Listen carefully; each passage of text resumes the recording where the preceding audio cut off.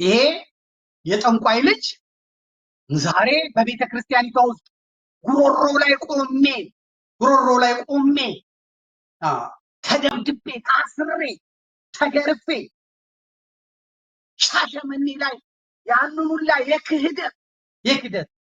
የክህደት ስብከቶቻቸውን መርዛቸውን አውጥተው አቃጥለው የተሰራውን ዛሬ ቀን ጠብቆ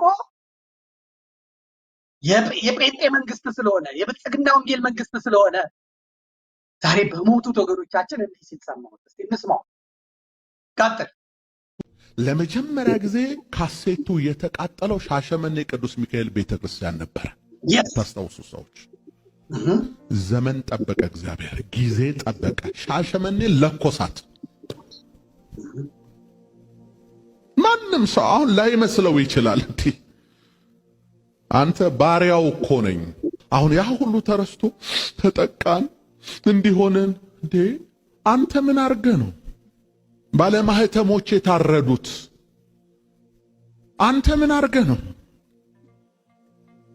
ቄሱ የታረደው? አንተ ምን አርገ ነው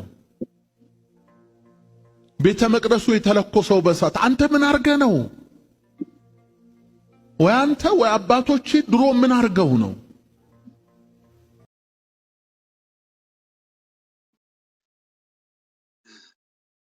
እኔ ብዙ ምለው የለኝም፣ ለወዳጆቹ እንዲሰሙት አርጌ ቅዱስ እንደ በጋሻው አባባል ቅዱስ ጳውሎስ በሮማ አደባባይ በሰይፍ የተቆረጠው ምን ሆኖ ነው? ምን አርጎ ነው?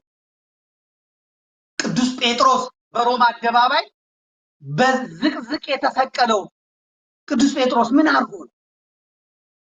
አባቱ ምን አርጎ ነው? ቅዱስ ቶማስ ሰውነቱን ቆዳውን የተገፈፈው ሐዋርያው ምን አርጎ ነው? አባቱ ምን አርጎ ነው? ክርስቶስ ኢየሱስ በቀራንዮ አደባባይ ላይ የተሰቀለው ምን አርጎ ነው? ዘመን ጠብቆ ማን የተበቀለው ክርስቶስን? አንተ ጠንቋይ ልጅ፣ አንተ አጋንንት ሳቢ ልጅ መልስ። ሐዋርያቱ የተወገሩት ሐዋርያቱ የተደበደቡት ምን አርገው ነው? በኔሮን ቄሳር ያውላ ክርስቲያን የታረደው የተቀጠቀጠው ለአንበሳ የተሰጡት ክርስቲያኖች ምን አርገው ነው? በዲዮቅልጥያኖስ ጊዜ እነዚያ ሁሉ ክርስቲያኖች የታረዱት ለአውሬ ለአንበሳ የተሰጡት ከላይ አንገታቸውን ከስር ባታቸውን የተቆረጡት ምን አርገው ነው? ምን አርገው ነው? በጋሻው ዘመን ሰጠ፣ አንተም ቅሉ ድንጋይ ሰባሪ ሆንክ። አሁን እነዛ ህፃናት ምን አርገው ነው? በየዘመኑ እየተነሱ ክርስትናን የሚያጠፉት ሰዎች ክርስቲያኖቹ የሚጠፉት ምን ስላረጉ ነው? ኃጢአት በደላቸው አባቶቻቸው ግብ ስለሰሩ። ምን ታረግ? ዘመኑ ያንተ ነው፣ ጊዜው ያንተ ነው። በአሩሲ የታረዱ ያሉት ክርስቲያኖች አባቶቻቸው እንትን ስላሉ ያንተ ካሴት ስለተቃጠለ ሻሸመኔን አላሁ አክበር እያሉ ያወደሙት ስላረጉ። እንግዲህ ድምጻቸውን ስሙ።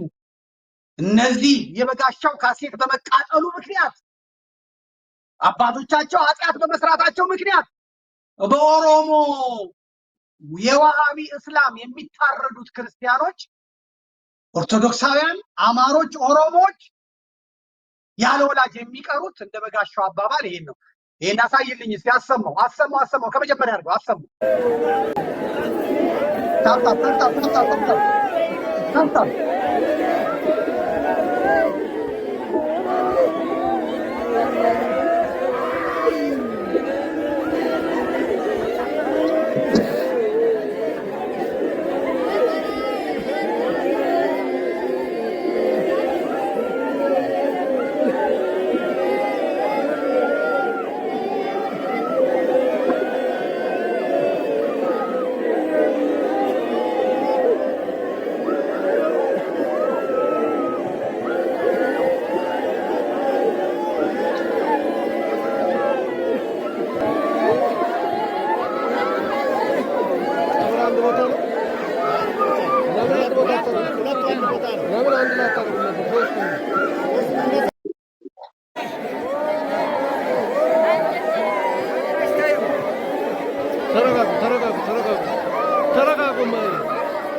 نفسي ما انسو انسو انسو انسو انسو انسو انسو انسو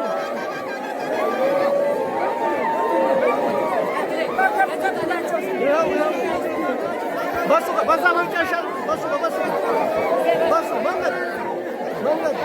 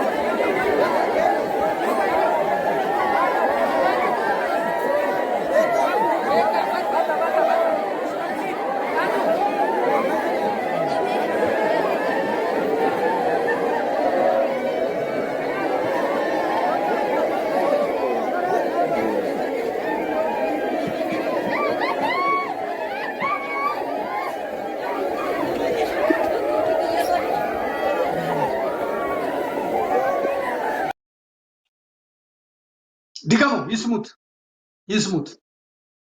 እኛ ጋር እንኳን ወንድ የለም። ሙጂብ አሚኖ አንድ ሙጂብ አሚኖ እንኳን የለም። ስርዓቱን በፖሊስ ነው የሚያስጠብቀው። ፍርድ ቤቱ እነሱ ናቸው፣ ዳኞች እነሱ ናቸው። የኛዎቹን ጳጳሳት ያው አንድ ናቸው፣ ከውስጥም ከውጭም የሚገለብጡ ናቸው። በጋሻውን እንስማውና ወደ ሌላው ፕሮግራማችን እንሂድ። ቶሎ በልልኝ። ድገሙ ይስሙት። ለታሪክ ነው የሚቀመጠው ይሄ። ሂድ ቀጥል። ለመጀመሪያ ጊዜ ካሴቱ የተቃጠለው ሻሸመኔ ቅዱስ ሚካኤል ቤተክርስቲያን ነበረ።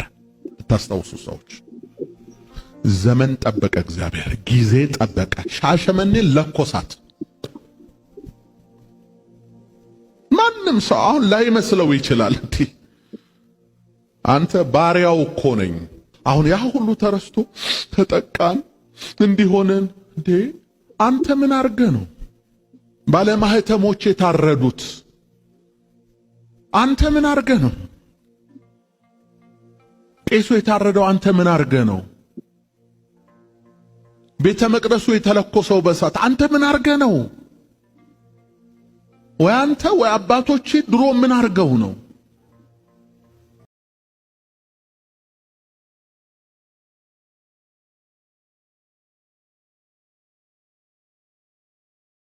እሺ ሌላ ጊዜ እሱን ምን እንዳደረጉ እንነጋገራለን። እንግዲህ ብዙዎቻችሁ ብዙ ተስፋ እንዳታደርጉ ነው። ለምሳሌ የአሁኑ ሲኖዶስ ስብሰባ ላይ ሐሙስ ዕለት እንዳያችሁት የአሁኑ የሲኖዶስ ስብሰባ ላይ ብፁዕ አቡነ ሳዊሮስ አሁን ለዚህ ፐርፐዝ የተሾሙት የኦሮሞ ሊቀ ጳጳስ የሚያወሩትን ሰምተን እንመጣለን። ሪፖርቱን መጀመሪያ ሪፖርቱን እንስማ።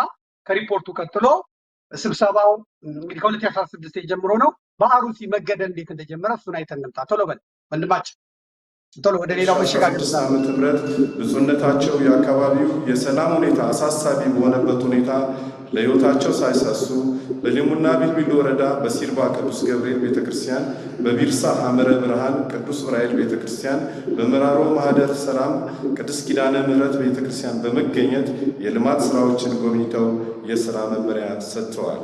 ብፁዕነታቸው በበጀት ዓመቱ በሀገረ ስብከቱ ያለውን መንፈሳዊ አገልግሎት፣ የተጀመሩ የሕንፃ አብያተ ክርስቲያናት የልማት ስራዎች እንዲሁም በቢሮ ደረጃ ምላሽ የሚያስፈልጋቸው የአስተዳደር ጉዳዮች ላይ በቂ ትኩረት በመስጠት በርካታ ስራዎች ያከናወኑ ሲሆን በተለይም ባሳለፍናቸው ጥቂት ዓመታት በሀገረ ስብከታችን የነበረውን የሰላም ችግር ከሚመለከታቸው የመንግስት አካላት አባገዳዎች ጋር በቅርበት በመወያየትና ለችግሮቹ መፍትሄ በመስጠት ሀገረ ስብከታችን በተረጋጋ መልኩ የዕለት ከዕለት ስራውን ሊያከናውን ችሏል። ብፁዕ አባታችን ቅድስት ቤተ ክርስቲያን በገቢ ማስገኛ ራሷን እንድትችል የካህናት ኑሮ እንዲሻሻል ባደረጉት ጥረት በሎዴ ቶሳ ወረዳ ቤተ ክህነት በውሩታ ከተማ ምዕመናን ከፍተኛ ጥረት የውሩታ ደብረ መዊ ቅድስት ማርያም ቤተ ክርስቲያን 1218 ካሬ ሜትር የንግድ የገበያ ማዕከል የሚሆን ቦታ የተለያዩ የገቢ ማስገኛ በማዘጋጀት በ9 ሚሊዮን 800 ሺህ ብር ቦታ ተገዝቷል። በዚሁ ወረዳ የሊጋባ ደብረ መድኃኒት መድኃኔዓለም ቤተክርስቲያን ሁሩታ ከተማ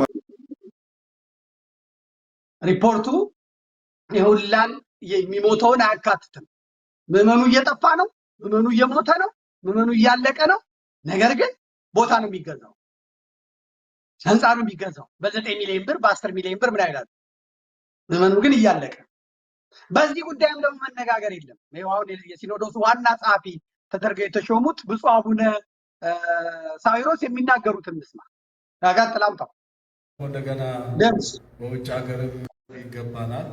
ሌላው ደግሞ እንደገና በውጭ ሀገርም በውስጥ ሀገርም ክፍለ ሀገር ቆይታችሁ የመጣችሁት አዲስ አበባ ከተማ እንደምታውቁት በጣም የለማች ያማረ ልዩ ሆና ተውባ ነው ያለችው። ጉብኝትም ያስፈልጋል፣ ማየትም ያስፈልጋል።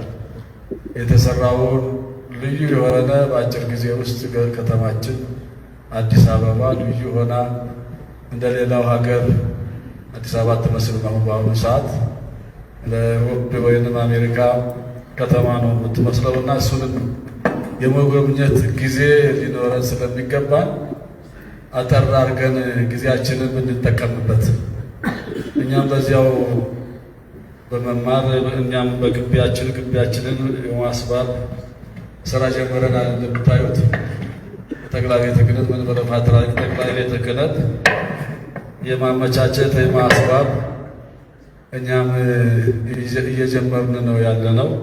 ከሁሉም የበለጠ ደግሞ መንበረ ፓትርያርክ እንደሌላው የሚጎበኝ የሚታይ የሚናፈቅ መሆን ስላለበት እኛም ጀምረናል ማለት ነው እና ስለዚህ ጊዜያችንን በአግባቡ ተጠቅመን ወደ ውይይቱ ወደ መወያየቱ ብንሄድ የተረፈውን ጊዜ ብንጠቀምበት የተሻለ ይሆናል ለማለት ፈልጌ ነውና ስለዚህ ለዚህ ሰዓት ለዛሬው ዕለት ያደረሰን ክብር ምስጋና ለሱ ይሁን። ፍቃዳችሁ ከሆነ በዚህ መልኩ ቢሆን ለማለት ነው።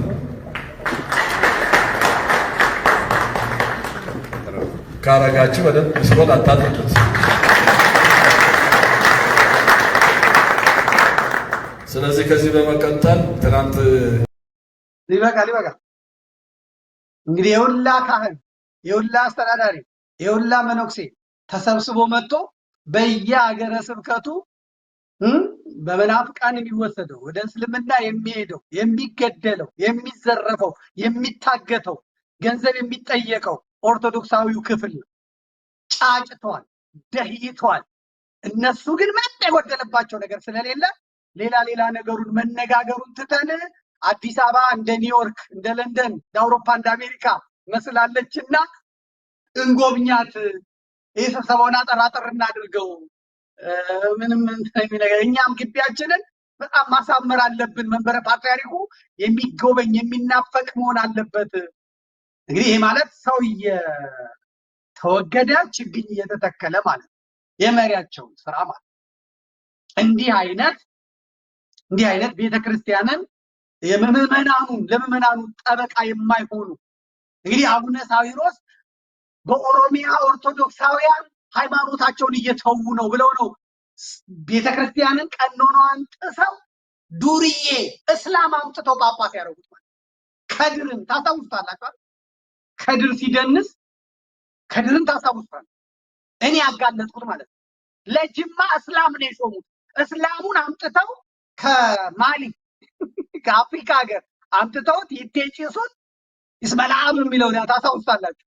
ይቴጭሱን የአርሰናል ደጋፊ ኤርትራዊ ሚስት ያለችው ልጅ ያስወለደ እስላም ከድር ደናስ ጨፋይ ቃሚ አቡነ ሳዊሮስ አምጥቶ ሹመው ያውም ለጅማ የአባ ጅፋር ሀገር ነው፣ እስላሞች ናቸው የሚያስተዳድሩት በሚል ኦርቶዶክስንም እስላም ያስተዳድራት ብለው ቆብጭኖ አስገብተው ነው። እኔ ጣልቃ ገብቼ ቪዲዮውን ለቅቄ ፎቶውን ለቅቄ አራው ብዬ የጅማ ህዝብ ወጥቶ ተወቅጦ ተቀጥቅጦ በእስላሞቹ በኦሮሚያ ፖሊስ ተቀጥቅጦ እምቢ ብለው አቡነ እስጢፋኖስን አናስገባም ብለው መልሰው የኦሮሚያ ፖሊሶቹ የኦሮሚያ መንግስት አውቶቡስ ምንድነው አውሮፕላን አይሳፈሩም ብሏቸው ህዝቡ ግን አባታችንን እንፈልጋለን እስላም አይሾምብንም ብለው ትዝ ይለኛል። አጠገብ እዛው ሰው አለኝ እኔ የዩኒቨርሲቲው ፕሬዝዳንት የኦሮሚያ ፖሊስ ኮሚሽን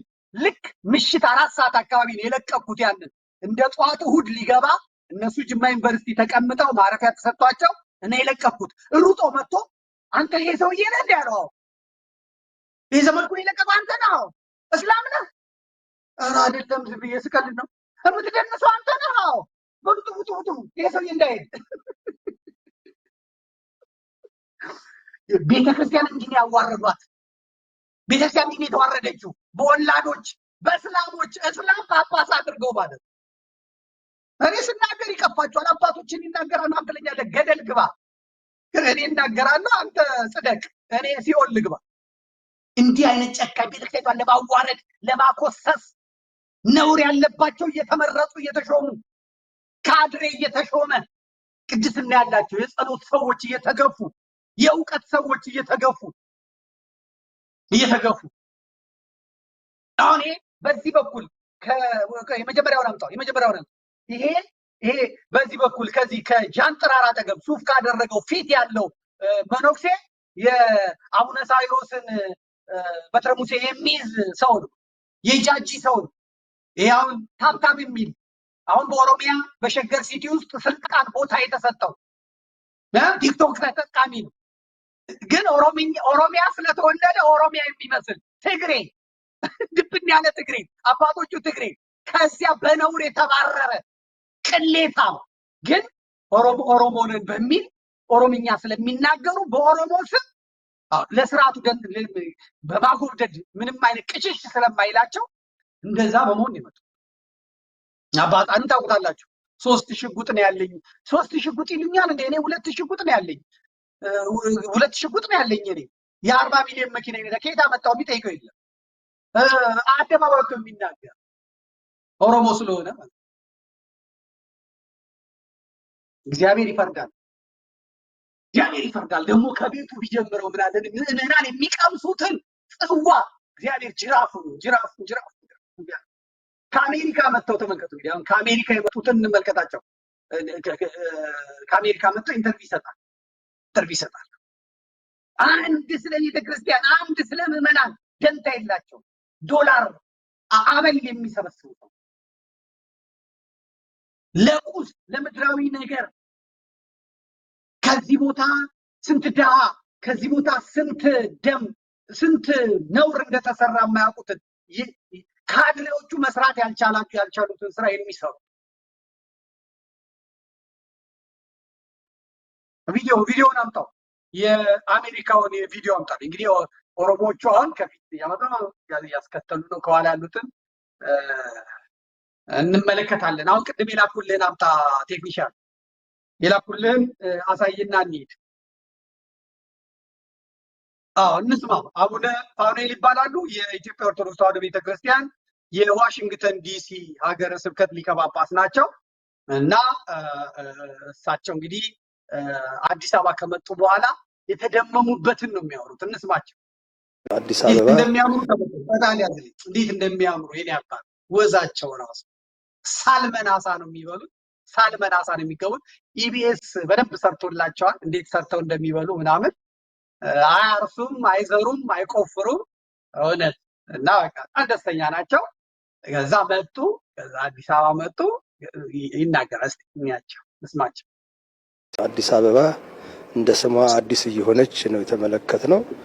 ብዙ የኮሪደር ልማቶች፣ መንገዶች ተመልክተናል።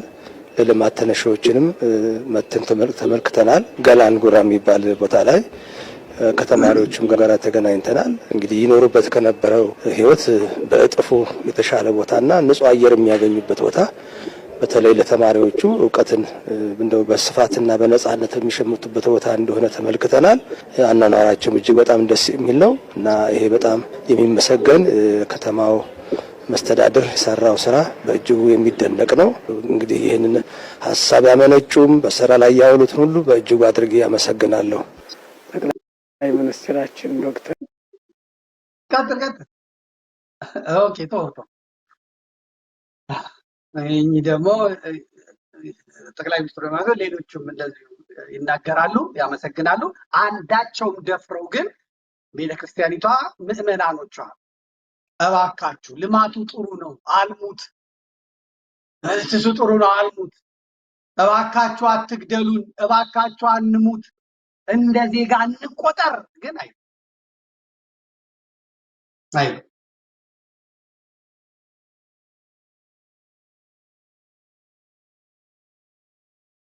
ቢሆንስ የት ይላል? እንደነ ብፁዕ አቡነ ይስሐቅ አይነት አልቃሾች ይሄዱ የሚጠይቁ ካልሆኑ በስተቀር